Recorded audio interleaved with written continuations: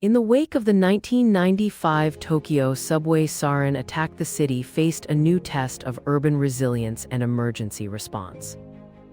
Experts recount how rapid triage and camouflage of casualties transformed bystander actions into coordinated life-saving efforts across crowded platforms.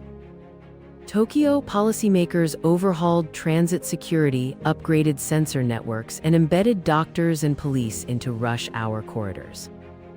Memorials grew not as distant relics but as reminders, guiding drills that train workers, students, and commuters to act calmly under threat.